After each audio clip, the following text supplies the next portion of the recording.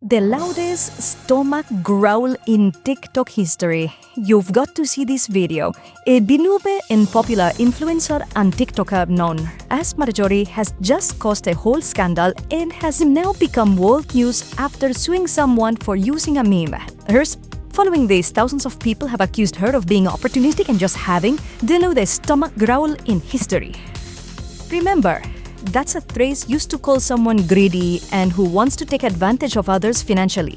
To be clear, this girl has been making videos on TikTok for a long time and has had quite a few viral ones. But perhaps the video that made her most known was the "I see it and I want it" one.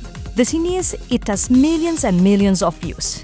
We have to be clear, the audio doesn't belong to her, but the way she did it. If it's a creation and it's so striking that I shared it, and they used it to make their own names. Now then, Sausan used it without causing her trouble.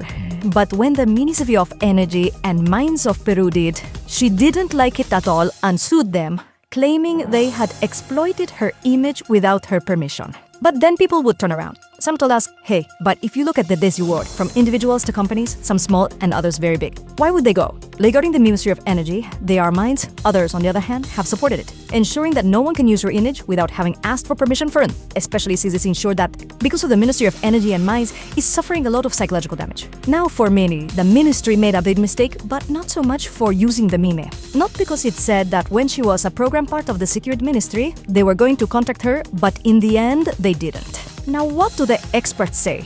Well, what they just revealed is quite disturbing and very shocking. And this is because TikTok, when you decide to upload content there, you give them all rights to do whatever they want with your content. And it's not just that, it gives you that content for your entire existence, even beyond your life. That's something Margaret shouldn't have to fight over, because the issue isn't the ministry, the issue would be TikTok.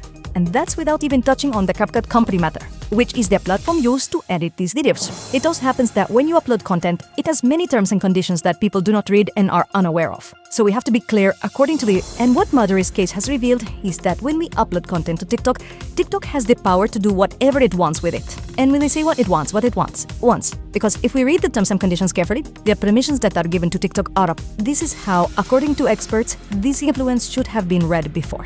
Now, some might say, well, what if someone posts a video without my consent and uploads it to TikTok? Well, that would be a different issue, but in Marjorie's case, she uploaded her content willingly. Now, I ask you two questions. First, what do you think about Marjorie using someone else's music to make her meme, which went very viral and allowed almost everyone to see it? Everyone will take their meme, but they didn't like that their country's ministry did. Busy thinking what the majority really seeks? Perhaps an economic resource, or rather a fight not to use her image where she doesn't consent. What do you think about this ministry in Peru that was initially said to be discussed with this influence? And then stop talking to her.